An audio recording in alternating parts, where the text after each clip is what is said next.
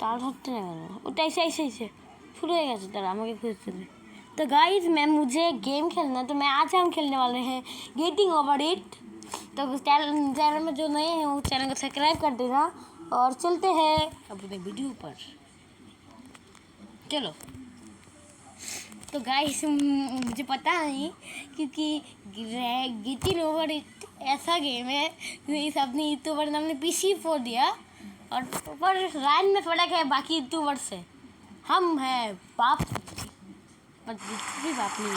तो चलो शुरू करते हैं स्क्रीन को।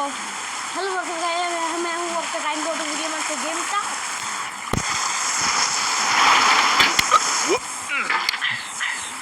मैं इसे पहले से करते हूँ मैं पहले ही था। चलो गाइस शुरू करते हैं।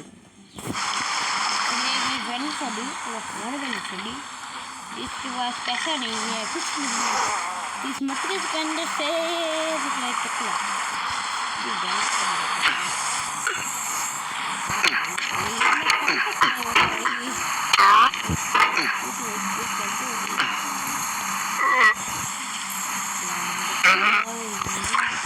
बैंड बजा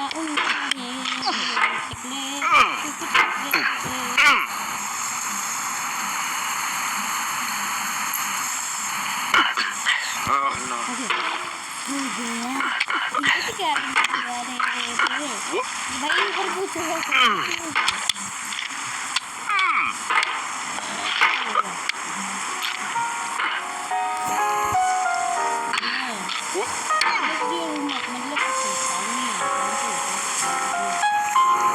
Or if you left your wallet at home and you have to go back after spending an hour in the commute. If you won some money at the casino and then put all your winnings on red but it came up black. If you got your best shirt dry cleaned before a wedding and then immediately dropped food on it. If you won an argument with a friend and then later discovered that they just returned to their original view. Starting over is harder than starting up. If you're not ready for that, like if you've already had a bad day, then what you're about to go through might be too much. Feel free to go away and come back. I'll be here. Alright, thanks for coming with me on this trip. I'll understand if you have to take a break at any point. Just find a safe place to stop and quit the game. Don't worry.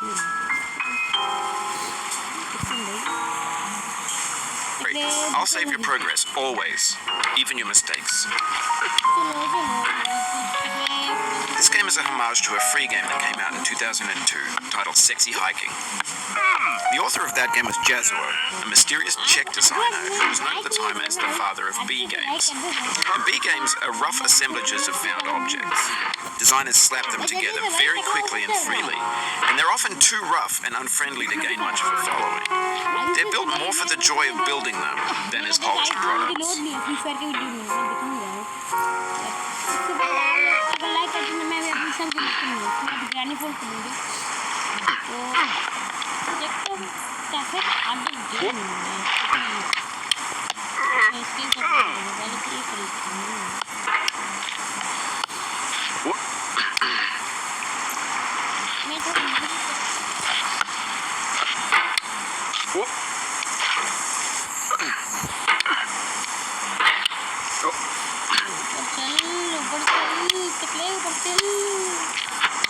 In a certain way, Sexy Hiking is the perfect embodiment of a B game.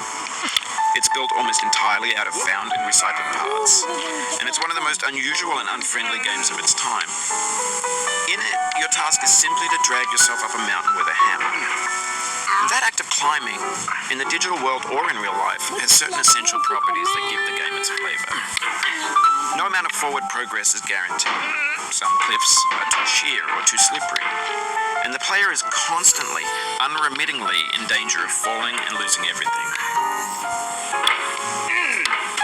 Anyway, when you start Sexy Hiking, you're standing next to this dead tree that blocks the way to the entire rest of the game. It might take you an hour to get over that tree, and a lot of people never got past it. You prod and you poke at it, exploring the limits of your reach and your strength, trying to find a way up and over. And there's a sense of truth in that lack of compromise. Most obstacles in video game worlds are fake. You can be completely confident in your ability to get through them once you have the correct method or the correct equipment or just by spending enough time.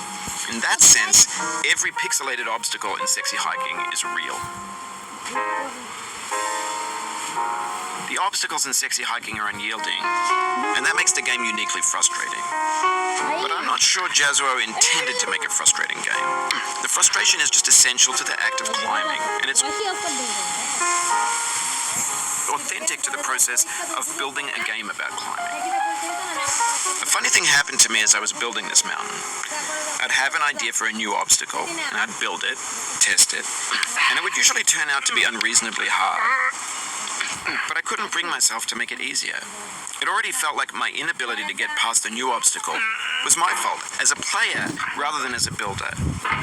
Imaginary mountains build themselves from our efforts to climb them, and it's our repeated attempts to reach the summit that turns those mountains into something real.